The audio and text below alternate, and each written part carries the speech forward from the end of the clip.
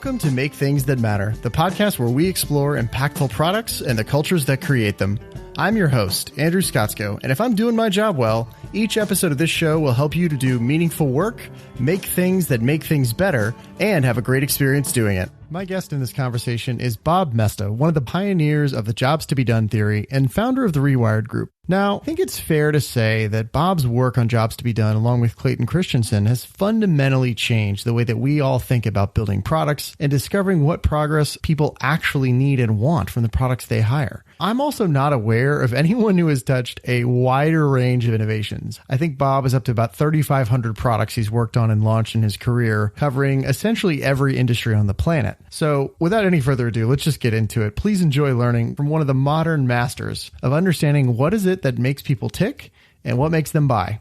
So I give you Bob Moesta. I think the notion make things that matter is such a great statement, because at some point it's like, it's got to matter to you. It's got to matter to others. And it's about making and creating things. And so part of this is to realize, like, this is like, what I would say is this is my sweet spot as well. Cause my mom would say is I came out of the womb, an engineer, right? I was breaking things by the time I was 2. I was fixing things by the time I was 4. So I got out of trouble, but I've always been kind of curious how things work. Primarily, I think because I've always wanted to actually either build things or like I have this notion of like, when I take something apart, I can remember how I took it apart to put it back together. So like I have these skills that I've honed and refined over the years to do that. So it's been a lot of fun. Where do you want to start? I feel like we already did. Good. So Bob, officially welcome to the show. Thank you. Excited to be here. It's such a pleasure to have you here. When I told some friends that you were coming on the show, we were all just giddy because we've all followed your work for years and benefited from it. So first off, gratitude for your work, for being here. Really grateful for it. But would love to just kind of pick up where we were just chatting before we officially started this. But, tell me about how your upbringing shaped like the work you do now, because you found your way to I think what April Dunford said, this beautiful niche for yourself. Yeah. It's a very weird thing. So what I would say is, like I said, I feel like I was born to create things. Like I say my purpose is I exist to help make the abstract concrete. Right. That's like, if I'm not doing that, then I'm not doing what I should be doing. So that's kind of that's my North Star in terms of how I think about things. But my dad was an engineer. My mom was a school teacher. I had 3 close head brain injuries before I was 7 years old, because I built parachutes and, skateboard ramps, and, I made mini bikes, and, I built go-karts, and like I was always getting into trouble and always kind of building things. But like I really started building product when I was about 10, where I had collected old hi-fi sets, and I had probably about 400 or 500 speakers. And then I learned how to build crossovers. And so I built cabinets. And so I started making speakers for friends. And then I had a little DJ business and started doing that. And ultimately just kind of always wanting to build things. When I got to college, basically I barely got into college. I got almost the highest score in math. I got the lowest possible score in English. So they labeled me as a savant. And in the end, I was able to kind of just barely get by the written classes, but the math is kind of like my first language. And when I was 18 years old, I met Dr. Deming. I thought he was somebody's grandfather. It turns out Dr. Deming was the gentleman who went to Japan in 1952 to help rebuild it. And he's the father of the Toyota production system. I met him when I was 18, and he took me over to Japan as my summer internship. And I met Dr. Taguchi, and I met Dr. Moore, and I ended up basically learning all these tools and methods to help reduce product development cycle time from 72 months to 36 months for the car manufacturer, for Ford, who I worked for out of school. And so, I'm one who I love to build things. I'm to the point where, I not only build product now, and I'm an advisor and mentor to many different companies, but like I like to build my own thing. So I've got 4 or 5 books going. I've got like a book that'll be done in May. I got 2 more coming after that. I've got a process down to basically have people help me write it, and so it's all about kind of my experiences. And then I've been painting for 30 years, and so I love to paint. And then I've been picking up snow skiing with my kids, so I snow ski and just try to do as much as I can with my kids because I'm almost 60 now, and for the most part, just a regular nerd, like, I'll say an old school nerd. I'm very eclectic. I'm very technical. I'm an audiophile. Like I've got in this room here, I have all these different things in my room here. And if you kind of look at it, I got almost, I think I got 12 or 13 speakers in the room. I've got, all these different ways in which to kind of play with audio. I've worked in audio a lot. And so it's just, I'm constantly trying to see struggling moments and figure out new things. And so I'm excited for 2023, primarily because in a recession is when most entrepreneurs start. It's basically where most wealth gets transferred, and that people change behavior and they have new struggling moments, which means there's opportunities to create new innovations. And so I felt like 2022 was limbo, where we were sitting around waiting for the recession. But now I think everybody agrees it's here. And now we have to figure out what we're going to do, which is great.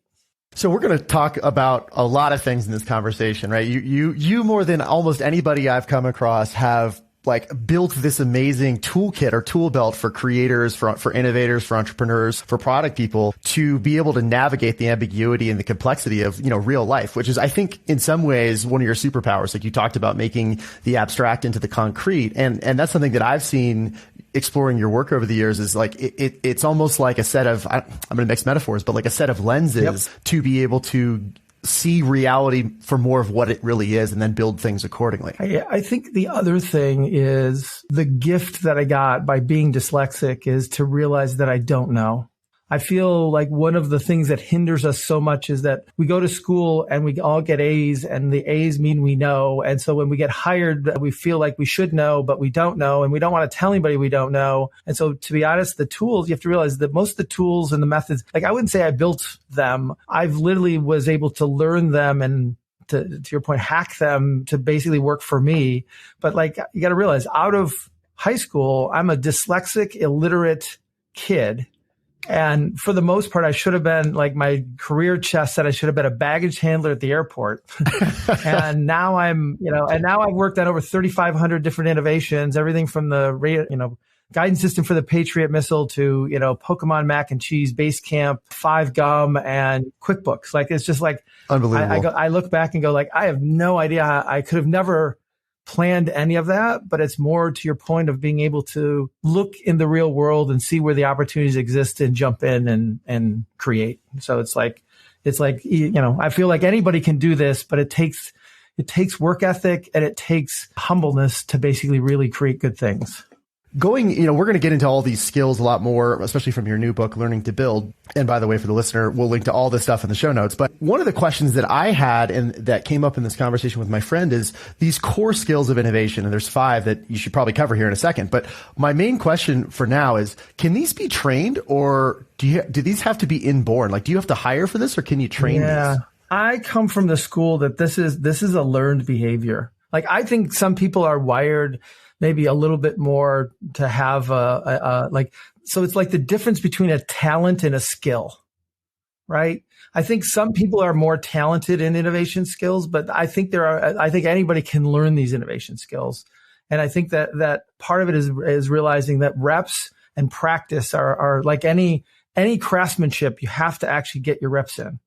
I am just blown away, though, by the number of products and innovations you have worked on, 3,500 or something. How have you done this many reps? This is unbelievable to me. Yeah. So I think a lot of it started when the automotive side. So I probably worked on, if you will, inside a car, between the car, the manufacturing of the car, the manufacturing of the parts. I worked on 1,000. I worked in the basically new product launch. And so even though we built one car, there was at least 1,000 components I worked on. So I worked on an engine. I worked on transmissions. I worked on interiors. I worked on injection molding. So it's this place where I have to say, the automotive industry as a whole, pretty crappy, but man, was I able to get some reps in very quick time. I always felt for every year I worked there, I got 3 to 5 years of experience everywhere else, because it was just being picked up and thrown from here to there. And I ended up working, here in the US and in Canada and Mexico. And then I went to Europe and worked all through Europe. And then I worked in Asia.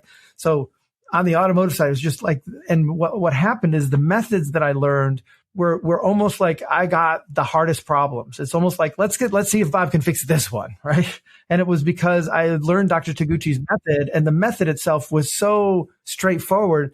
but people were so resistant to the method. So it's a pretty straightforward approach. It just requires practice and discipline. And so you start to realize that everybody would just say, well, Bob, we'll go solve this. And I'd solve it and I'd tell them what it is. And then they'd say, well, that can't be possible. And then we'd run it and it would work. And they go like, wait a second, how did you figure that out? And you start to realize and show them how to explore solutions as opposed to prove solutions.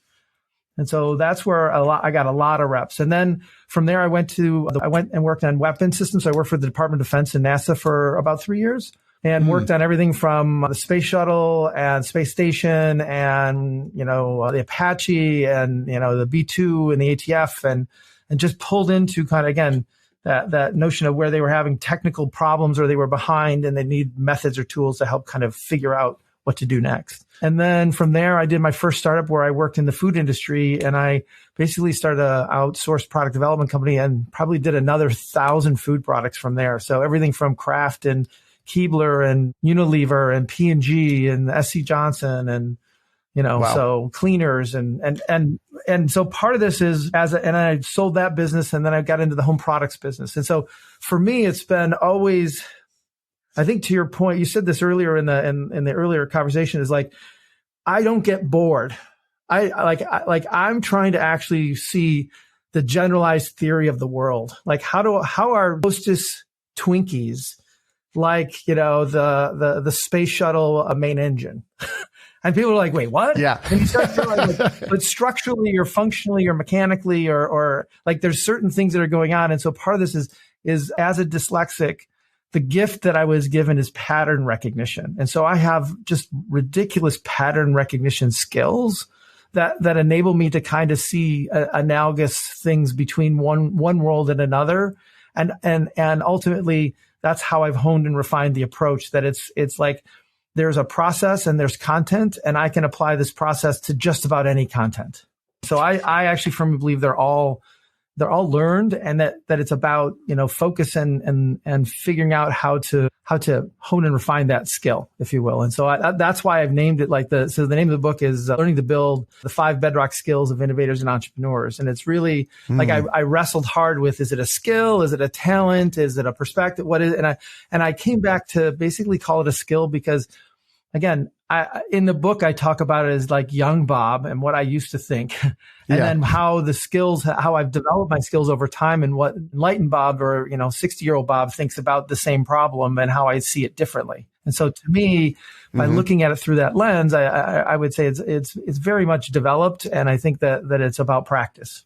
I appreciate that. It really reminds me, actually, as a quick aside, of in the book Grit by Angela Duckworth. She has this whole distinction about talent and skill where, talent is real, that skill counts twice because you can have talent, but skill gets you basically twice as much impact. And I think the thing that I learned, I grew up in Detroit, Michigan. I've, is born and raised here. And it's like, we are a city of grit. I mean, just look at the Lions, right? And so it's just one of those things where, I would say I've never been the smartest person in the room, but I've always been willing to outwork and out rap just about anybody. And so part of it is that's kind of some of the skills I learned is to admit I don't know, to figure out what the unknowns are, and then basically what's the path to go uncover the unknowns as opposed to prove my hypotheses. And then you start to realize how limiting a hypothesis foundation approach is when you have a lot of unknowns. Let's unpack that a little bit because it is so common and it's really in the lingo of just the whole world of innovation over the last 10 years after, lean startup and agile, et cetera, et cetera. Everybody's like, oh, what's your hypothesis? What's your experiment? Your whatever. Say a little bit more about that maybe a hypothesis is not the place to start. So for me, it usually isn't, because what I would say is 99% of the time, my hypotheses are wrong. Like I just don't know.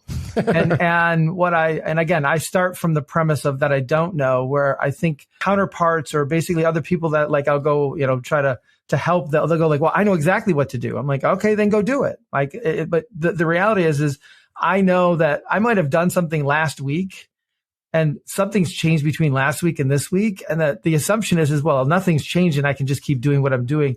I've learned that that's just a mistake on my part. And so like the research that I do around jobs to be done and that people don't buy products, they hire them.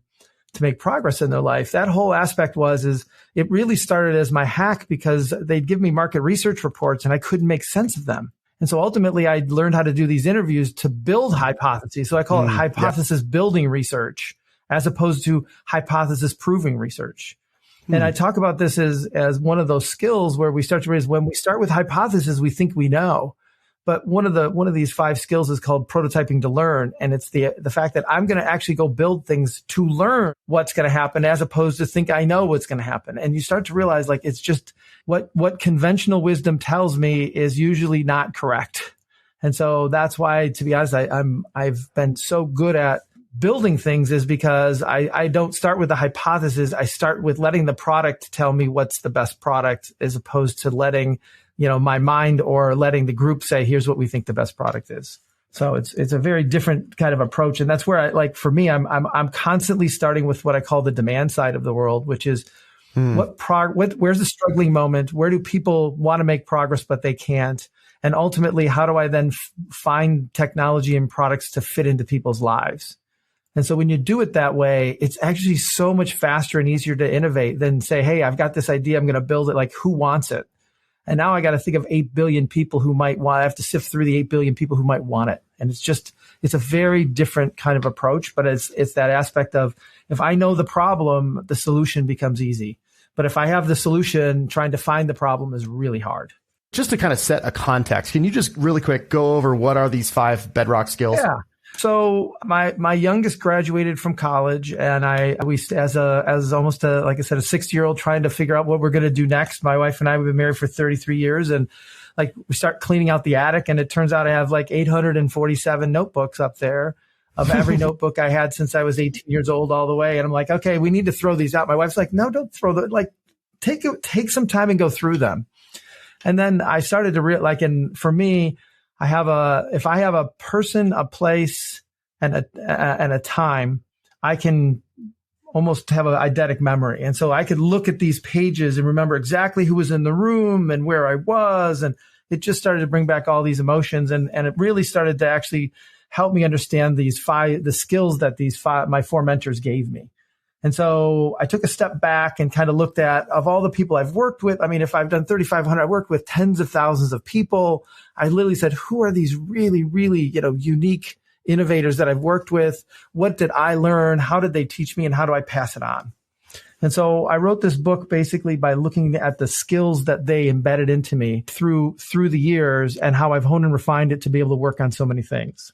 And so these are what I consider the 5 bedrock skills of kind of what an innovator and an entrepreneur need to have in order to be successful, right? And so if you kind of take the room and say, here's the successful entrepreneurs, here's the ones who have failed, like why did they fail? Why did they succeed? This is my analysis of it. Number 1 it's very interesting. It's called empathetic perspective. This skill is really about being able to see things from multiple perspectives. It's that lenses notion, right? But they, like really good innovators and entrepreneurs, can see through space and time. They can see the past. They can play with the present. They can actually frame the future. They can play things out. They can see things from a very macro level. They can see things from a very micro level. They can actually play the role of like, well, what's finance going to say? Or what's the sales going to say? Or how's the customer going to react to this? And they can do this in a way that's just disconnected from their emotion, but actually being able to understand where people are coming from. So they're almost like really good actors or actresses, right? They can empathize. And so what happens is that skill turns into a lot of things in terms of seeing problems before they happen, understanding chemistry between teams, being able to play things out and prototype in their mind. Like they can do all these different things. But when you don't have this skill and you try to convince people about your answer and about your perspective and convincing, you start to realize like that's one of the biggest downfalls of most entrepreneurs is they tend to try to want to convince people as opposed to help people make progress. Second skill is uncovering demand. They realize that products don't create demand, struggling moments do, and that demand does not lie inside companies. Demand lies within people in the companies, and demand lies where people struggle. So if we study struggling moments and we understand where they lie and how they come about, and we can then develop better products. And so instead of trying to just build a product, build it and they will come, it's more this notion of being able to understand the demand side. The third skill is that they have mental models for how things work. They have a cause and effect. I call it causal structures. They think through things that are cause and effect. They build things through cause and effect, but they have they have multiple ways in which to think about cause and effect, but they're always thinking about what are causes, what are effects, what are measures, what are outcomes, what are outputs. They have very clear definitions about how things work. The fourth one is that they prototype to learn versus prototype to verify, meaning that they actually are building things and learning as they build, as opposed to feeling like they have the answer and they're building to verify.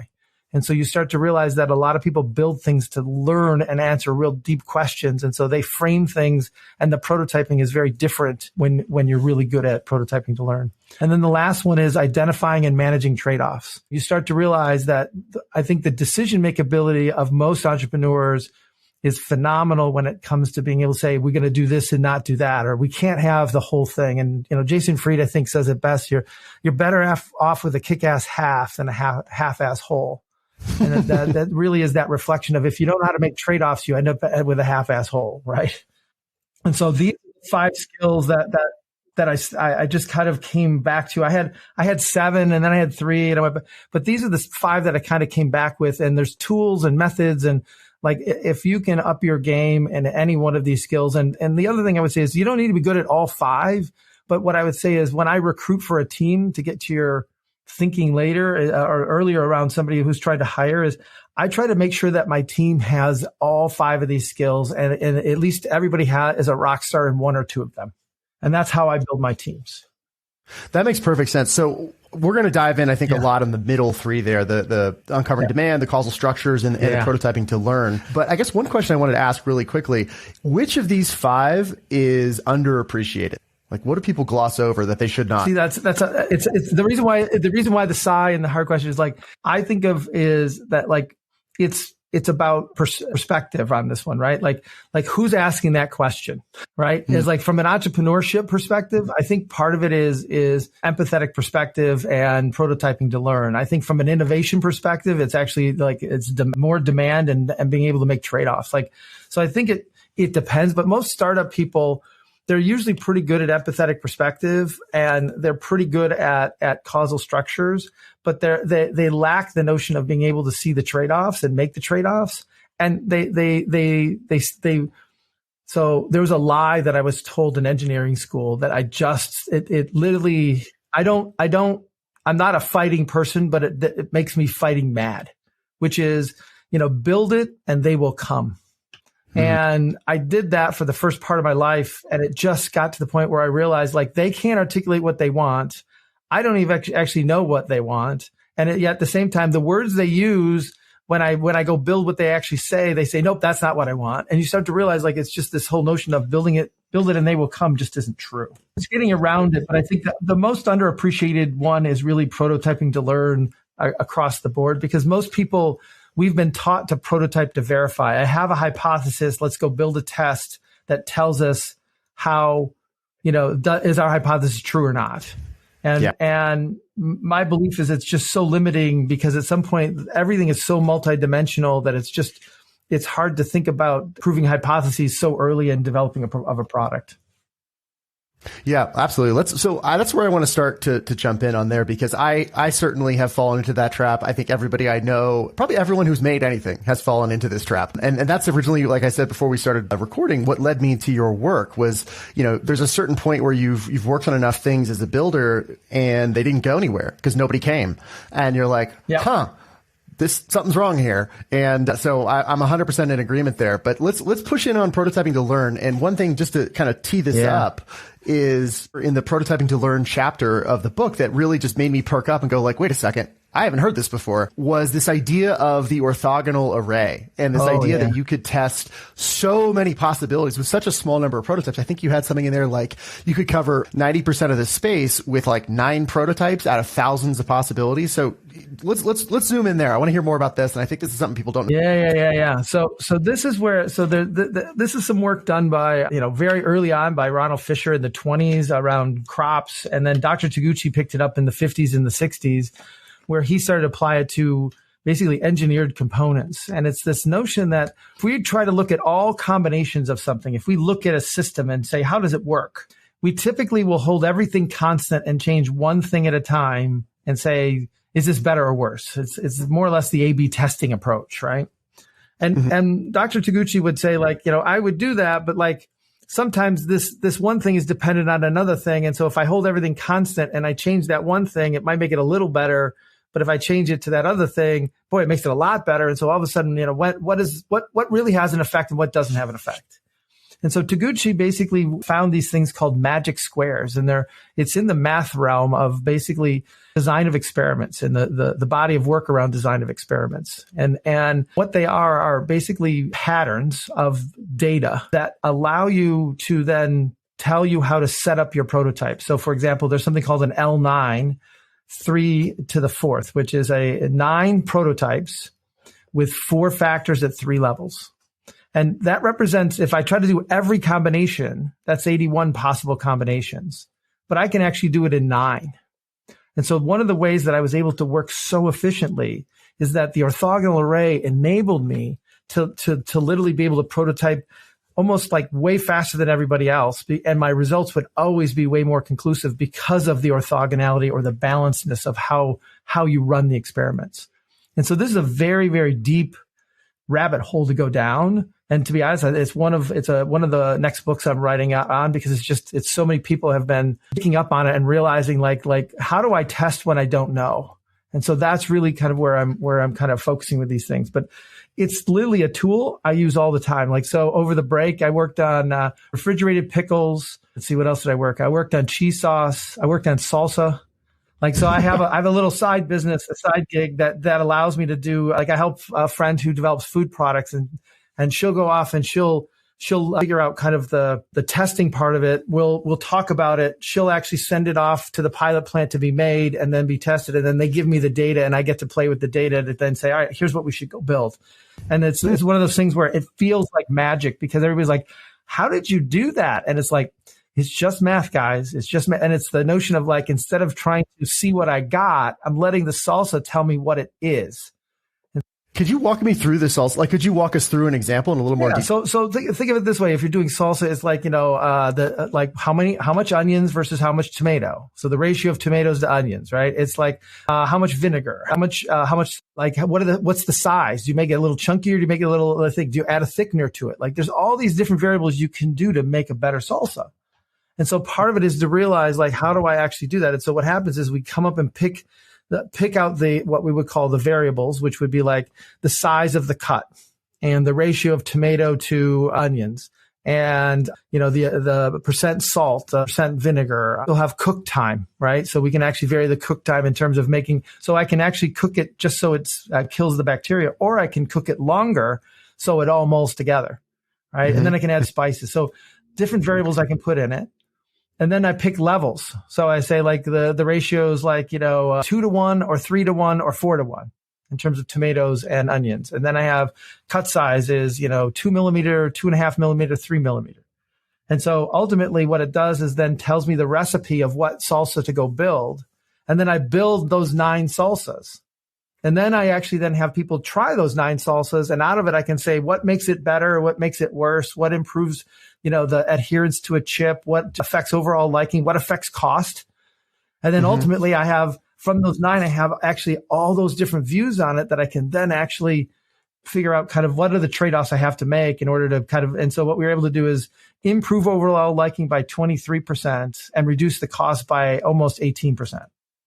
So let me make sure I'm with you here, just to play this back, because this is fascinating, and I'm trying to get this in real time. Like, I'm along with the listener, I'm learning this as we go. Yeah. So just to play this back, so you've got a number of variables you're starting with, right? Like the rate, the cuts, the ratio, the amount of vinegar, the cook time, and then you are basically combining these variables and doing them at different levels, getting yourself something like 81 combinations being tested across 9 versions. I'm actually only doing 9 of those 81s. I'm doing a special subset of the orthogonal array of 9 instead of doing 81. And so what happens is everybody else is out there trying to do the 81, and I'm doing the 9, and I get the actual same results. Got it. So way fast. So that's one of the hacks that I have, is this notion of a design experience. The second is, most people say when they have 81 prototypes to make, they go, oh, that's too many. Let's cut it back. So they cut the number of variables out. But the reality is they don't know how those variables affect cost or overall liking or adherence to the chip or all those other things. And so they're not thinking about it in a multi-dimensional way. And most time we think about problems and say like, oh, it doesn't hear the chip, let's fix that. And then all of a sudden it's like, yeah, it doesn't, it's too heavy, or it's too dense, or it's too expensive. And then we got to do something else. Yeah, you fix one thing, now you have a new problem. And Dr. Taguchi used to call it whack-a-mole. You just like, most engineers work in a whack-a-mole way that just solves one problem to create another. They don't think about the functions of things. But if you think about that same approach of like designing a web page, right?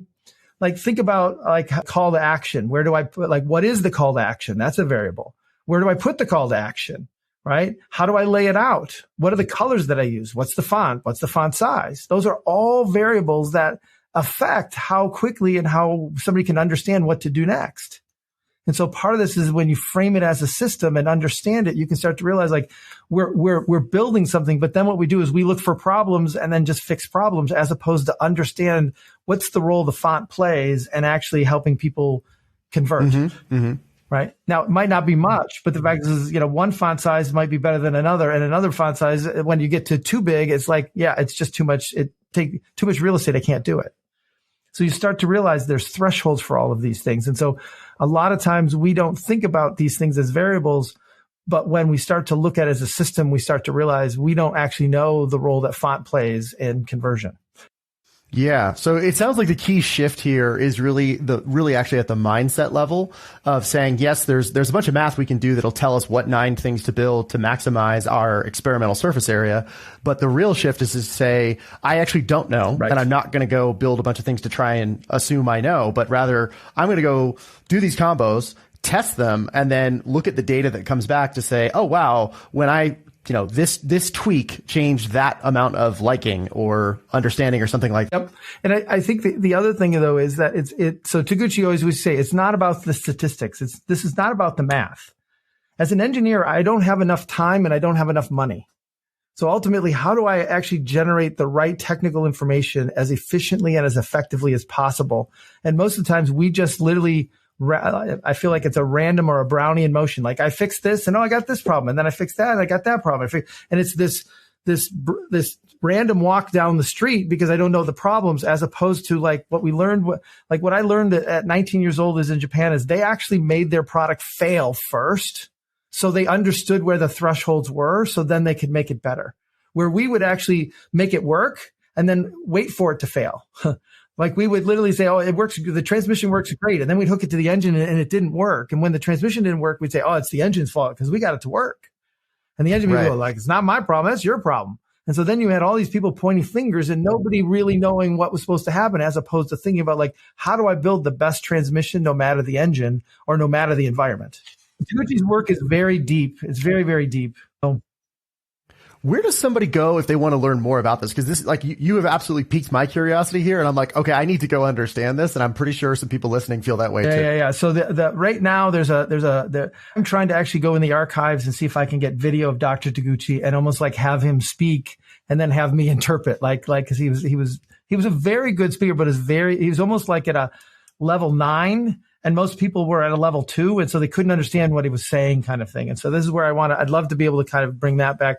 There's a couple of books. The Introduction to Quality Engineering is kind of I'll say the seminal text that Taguchi kind of wrote around it. There's a book called Orthogonal Arrays and Linear Graphs that Taguchi wrote with Yu and Wu. And I think George Box has a lot of work on design of experiments. Tim Davis, as a statistician I've worked with for a long time, who's in England and the Royal Statistical Society, like there's a lot of work around design of experiments. And so I think the deep hole to go down is design of experiments first, and then start to understand Taguchi's view on it. And it's one of those things where I feel like I need to write an updated text or partner with some people to get an updated version of what Taguchi talked about, because I just feel like he has a lot of mechanical examples, but we need more digital examples. And the problem I have is the digital stuff I do is just so proprietary that I can't share case studies, That's the hard part. Now, I want to understand, how does this prototyping to learn, where we're saying we don't know the solutions, right? This seems very linked to the idea of uncovering demand, like you were saying earlier. These seem like they're really kind of two sides of the. I think so. I think of it as that there's a supply side to the world, which is where we build things and we build our products. And there's a demand side of the world where consumers have problems and they pull products or services into their lives to make progress. And so part of this is to realize that as consumers, we prototype to learn as well. Like, I don't know what car I want. Let me go drive. Let me look at this. Let me look at that. How about this one? How about this one? And so we prototype as human beings all the time. And so part of this is that aspect of that notion of we know the answers. And so part of this is that all things have to start from the demand side, in my opinion, right?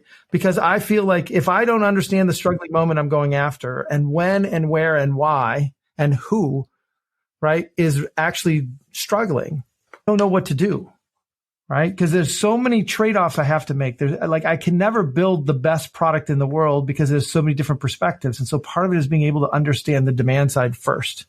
And so to me, and then once I understand the demand side, I actually then have to figure out how to prototype, right, different ways in which to solve that solution. And so one of the things that when I was in Japan, they talked about was, They had me work on a project where I had to come up with requirements for a seat, right?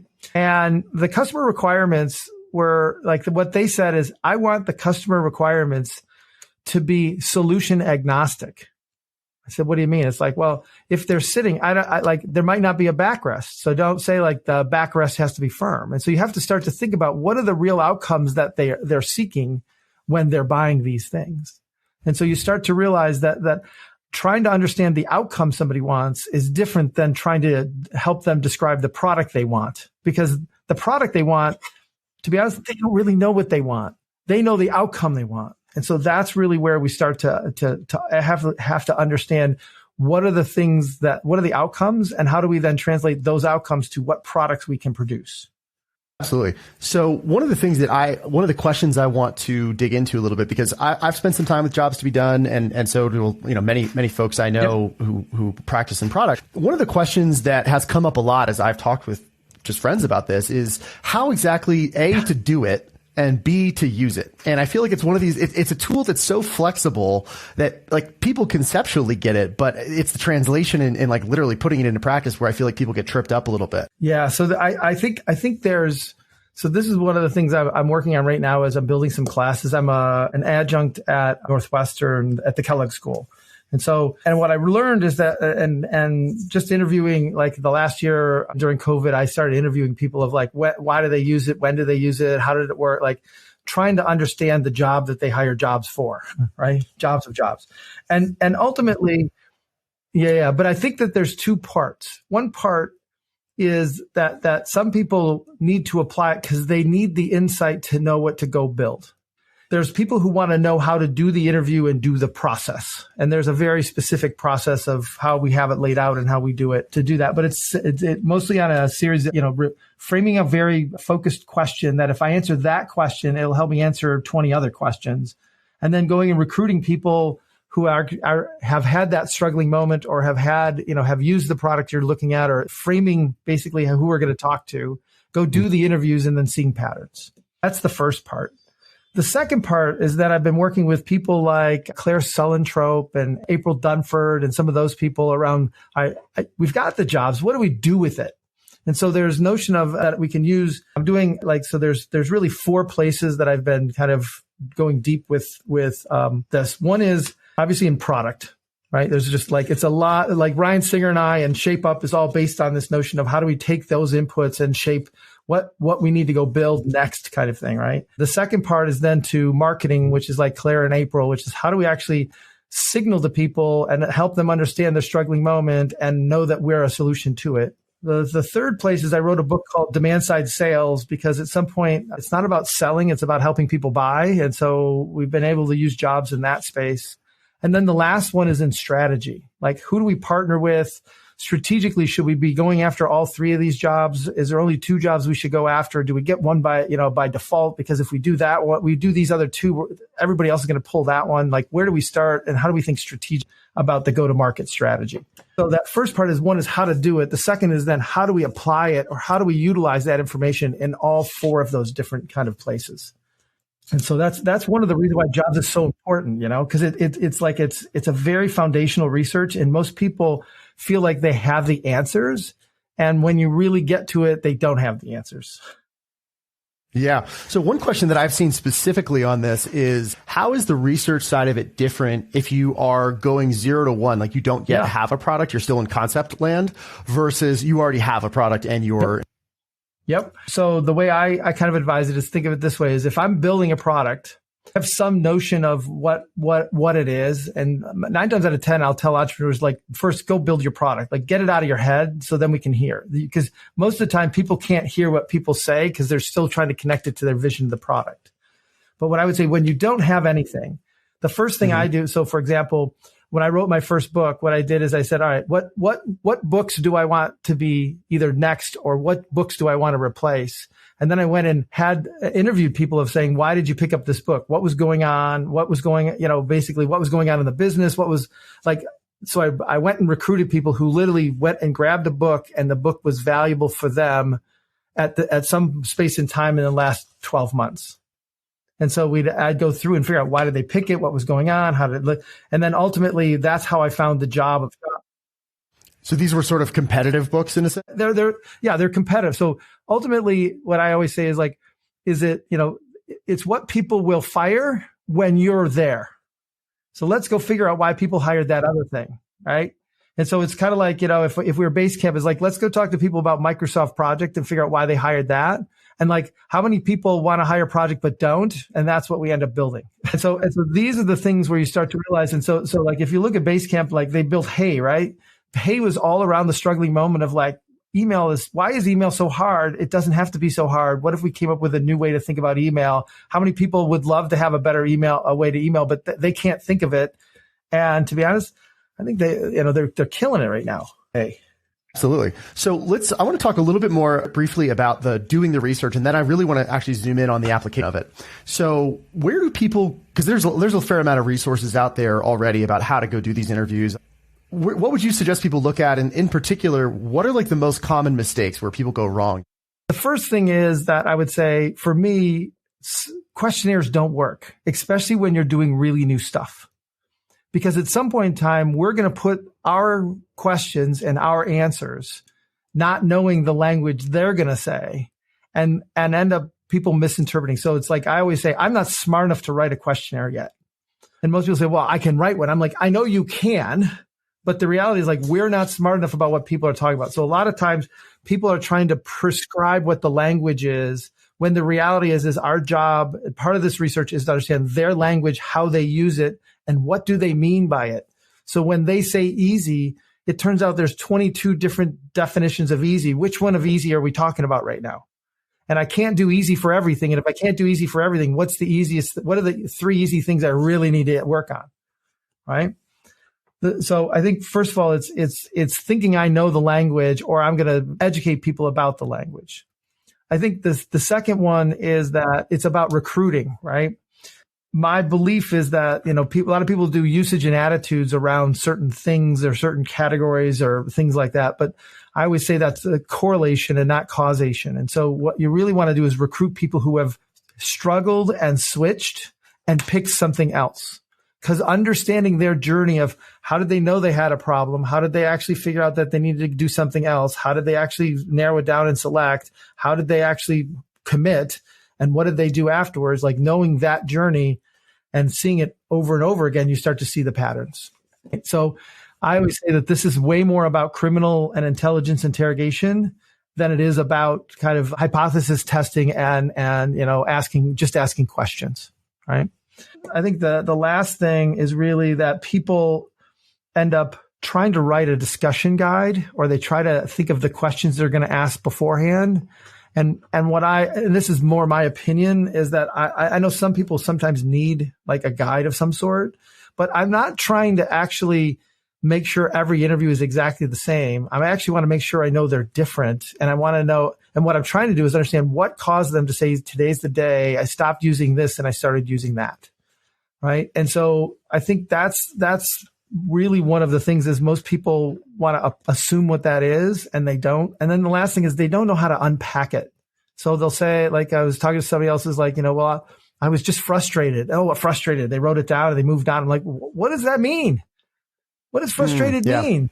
Like, what, was it too slow, or was it that it took too long, or was it too much work, or like what was frustrating about it? And like, oh, I don't know. I'm like, okay, so it's being able to actually unpack the things down to action, right? So I always suggest the place to start here is Chris Voss's book, Never Split the Difference, and teaching you how to do criminal and intelligence interrogation and learning how to talk to somebody and be genuinely inquisitive about what they're doing and why they're doing it, and not trying to, waterboard them, right? But more trying to make sure that they understand, I don't understand what you mean when you say easy, or I don't understand what you mean by, boy, it's convenient. Like, what does that mean? Like, you start to realize there's so many words we use. I have this concept called the layers of language, where we have this pablum layer where everybody said, well, how was your day? And they'll say, oh, it was great. But they were lying to you, right? They had a shitty day, but they didn't want to go into it, right? And so part of this is this pablum layer where it's like mom and apple pie and just all these things that we can all agree on, but it's like we don't know what anybody means. And then there's the next layer down, I call it the fantasy nightmare layer, where everything is exaggerated to an extreme of either extreme pain or extreme pleasure, but it still doesn't tell you what it is until you get down to what I call the causal layer. And once you get down to the causal layer, then you can start to see what's going on. And that's really what we're trying to get to, is what caused people to say today's the day. It's not what was their, like in a lot of cases, most people will backfill why they did something, and they'll talk about it like as if it was part of the decision making, but they didn't actually know about it till after they made the decision. And so part of this is being able to interrogate in a way to understand, when did they know what, and how did they really decide? Yeah. There's so much nuance and subtlety to this, right? It's a pretty simple concept, but the doing of it is not so simple. So how does someone really learn this for real? My advice is always first of all, don't start on your own product. I'd say interview a friend, a colleague, a brother, a sister, a mom, a dad. These are my kids. My kids hate me at this point because I just interview them about everything. But being able to when I sit down next to somebody on an airplane, I'm always proud. So tell me about what was the greatest present you got for Christmas, or what was what thing did you finally get this year that you didn't have, that you've been dreaming for a long time, and then hear their story of how they got it. And so to me, getting really good at extracting people's stories is how you get great at this. I do easily, I want to say 300 interviews a year, at least 300 on product. Latest one is, so one of my next books is around employment, and I've been studying for 6 years. What causes somebody to say, today's the day I'm going to leave this company and go to that company. I'm going to leave the law firm and become a judge. I'm going to, leave McDonald's and go to Chipotle. I'm going to across the board, everything. And so ultimately understanding the causation, but it's how do you decide what you want to do? And so you start to realize that the same premise holds, right? And so it's what are the things, what progress are people trying to make? And you start to realize the Great Resignation is really no more than the fact is where the lens is flipped from, employers hiring employees to now employees are hiring employers. And you start to realize you got to market differently, and you got to actually reshape the work, and you've got to be able to understand to keep people. The notion of loyalty, I think, is actually a very dangerous notion of people are loyal. And you start to realize the loyal people are actually just either lazy or very secure, and they don't want to actually take the risk to go anywhere else. And so they're not really loyal. It just seems like it's loyal, right? And so this is where you start to realize. So I'm curious about that specifically. What have you found in that research that is actionable for people? Because people listening to this are probably dealing with this on their team. Some people are leaving. Yeah. Some people think about leaving. What is one or two things they should really keep in mind that you've? Yeah. So one of it is what's very interesting is a very simple question I ask people. So how was your day? Right. And if I ask people how their day is, and they bring up any 4 of the pushes that we have. So like pushes are like, I don't trust the people I work with. The way that I'm managed is wearing me down. I'm pushed beyond, reasonable, ethics and or capabilities, right? They're having me do stuff they're not training me for.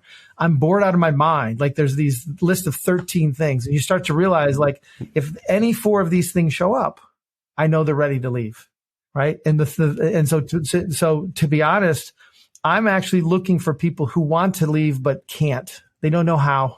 Right. And so the other part is then to see what does progress look like for them on the other side. And most people wait until the pushes get so big that they end up just quitting. Like, so it's like, I remember talking to somebody the other day. They were like, I literally had a performance review with them. They said everything was great. It was amazing. They loved what they were doing. And they came in Tuesday and quit.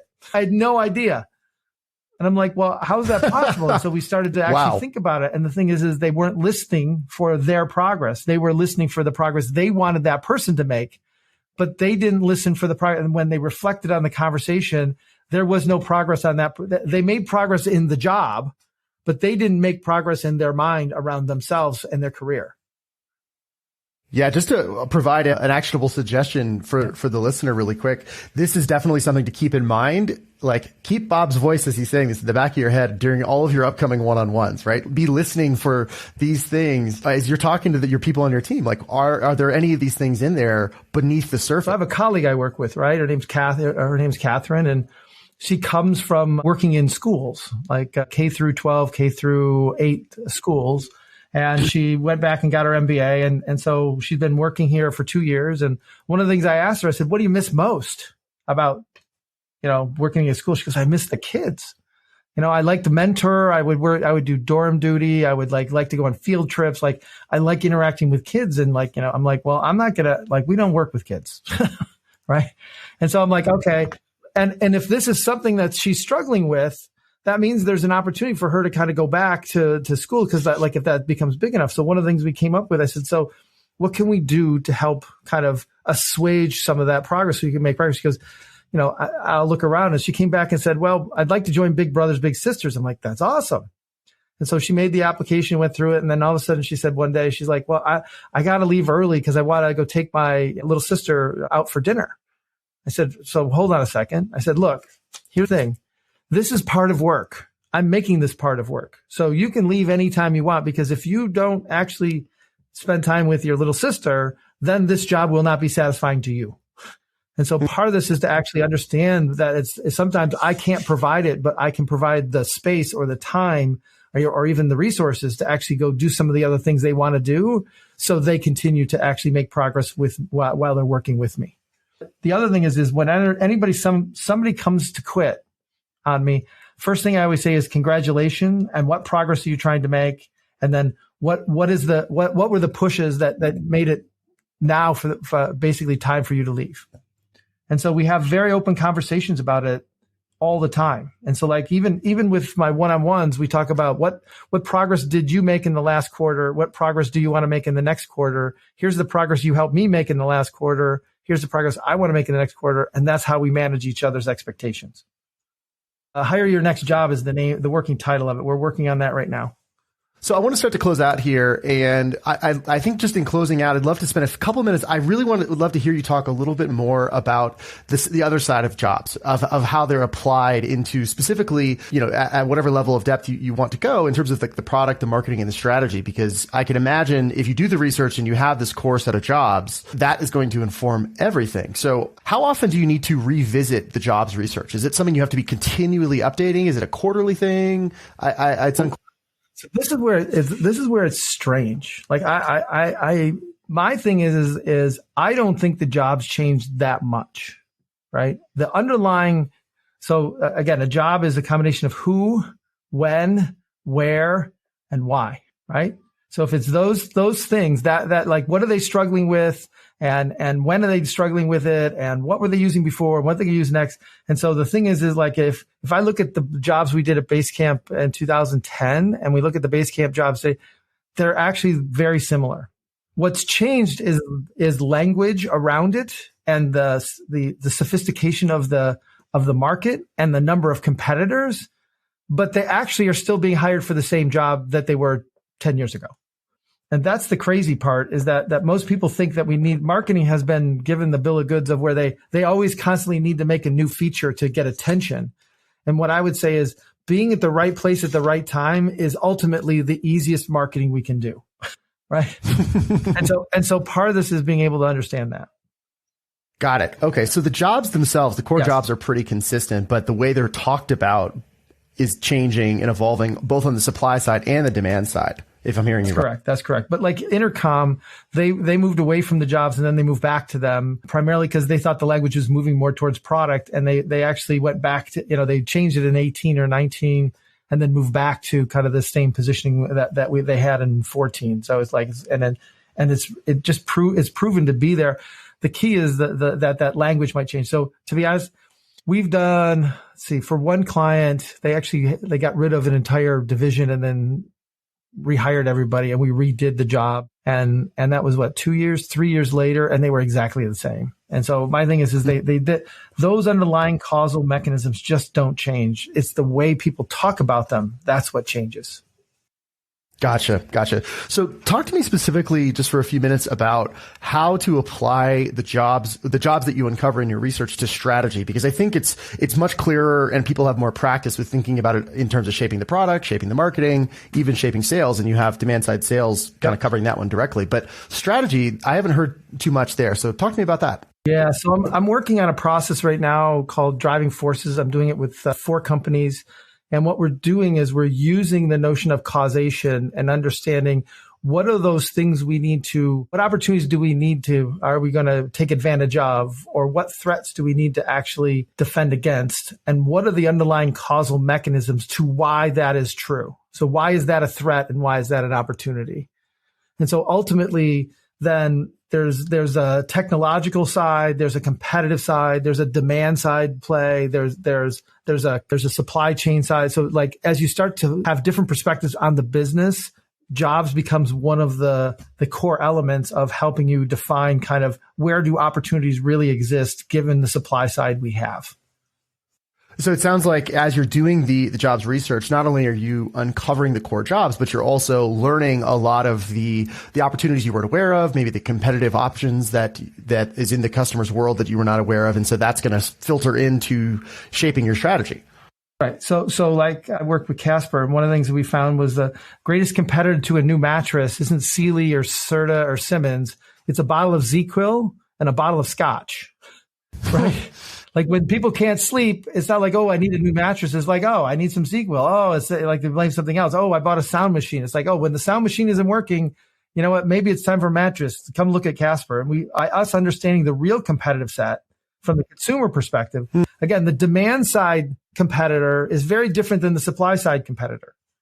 Because like Casper, industry wise, they compete with Serta and Simmons and Sleep Number and Helix and like all these people. But the reality is like in the consumer's mind, actually they compete with a lot of other things way broader. This is why I have that fundamental separation between the supply side and the demand side. Perfect. Where can people go to learn about this? You were a little hesitant earlier when I said the YouTube video thing. So what would you actually suggest for people? I'm in the midst of kind of prototyping some classes out, but there's 4 books I would recommend. One is Learning to Build, which is 5 Bedrock Skills is the one we talked about. Demand Side Sales, which is really that most people don't like. That was really written with the notion of, why are there no sales professors? How do I go? How can I go to business school and not learn about sales? That's got to be the craziest thing in the world. So and it really talks about jobs and aligning your sales system to helping people buy. There's one called the Jobs to Be Done Handbook, which is really around kind of the interviewing ins and outs and kind of pushes around it. And then Competing Against Luck, which is a book written by Clayton Christensen that I helped on back in 2017, 18. Something like that helped kind of put jobs on the map. And so those would be the initial resources. But I've redid the website. If you're really interested, LinkedIn is a place where I can help. I have blog posts that are up. We have a podcast called the Circuit Breaker Podcast, which is kind of like a 30-minute unplug and just kind of help you think a little bit deeper. So I'm teaching at Northwestern. So if you want to do a special product class at Northwestern, we can figure out how to do that too. So, but I'm winding down the consulting, and I'm really focusing more on trying to find 4 or 5, 6 companies that I spend the bulk of my time with, and then do a few projects and then teach. And so, and just get this shit out of my head. I got so much in my head. There's just so like you said, 3,500 is a lot of products. And I start to realize like, there's just so much I want to be able to share. And at the same time, like I need to find people who are open to wanting to learn. That's the hard part. Because it's at some point in time, Deming would always say like the people in the US would be the last place you're going to want to actually help people because they're too arrogant. You're going to want to go to India and China. I'm like, okay. So I've been doing a lot of work in third world countries and other places as well. Beautiful. Beautiful. Well, just in closing out, Bob, what would you like to leave the listener with, and how can listeners of this be helpful to you? I think one is Clay said it best, is that, the teacher appears when the student's ready to learn. When you're ready to really learn and dive in to learn any of these skills, please reach out. I would love to be able to kind of pass on my what my mentors have taught me to as many people as possible before I die. So Clay would always said, how will you measure your life? And he had the metric of a number of people that he helped. And so I've adopted that in the last 5 years. And so to me, anytime I can help anybody, I'm more than happy to do it, and being able to figure out how to do it at scale.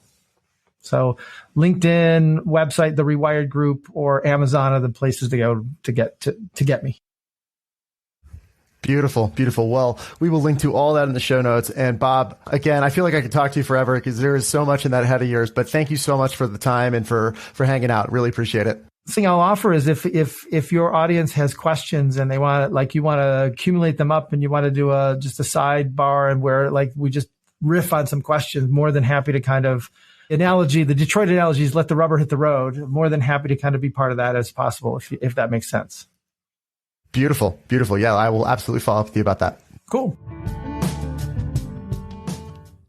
Thanks for listening. If you enjoyed this, I'd be so grateful if you could do me a favor and take about 25 seconds to leave a rating and review on Apple Podcasts. That helps me reach way more listeners, and it also helps me bring you more great guests. As always, please feel free to reach out to me anytime at connect@makethingsthatmatter.com. And until next time, my friends, leave them better than you found them. See you out there.